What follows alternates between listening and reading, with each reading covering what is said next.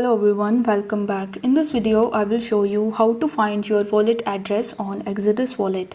For that, you need to launch your Exodus Wallet application.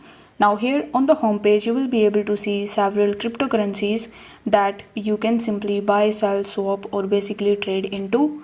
So as we want to find our wallet address on Exodus Wallet, you just have to basically select that particular crypto.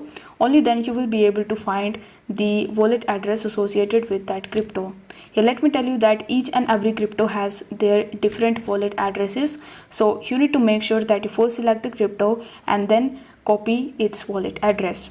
Let's say you want to get the wallet address of Bitcoin. So you just have to swipe to the left and tap on the receive option. Here you will be able to see the QR code as well as the deposit address associated with BTC. So you need to copy this address and now you can use this address in order to receive the cryptos into Exodus Wallet. I hope this video was helpful, and if it was, then don't forget to like the video and subscribe to the channel. Thank you so much for watching.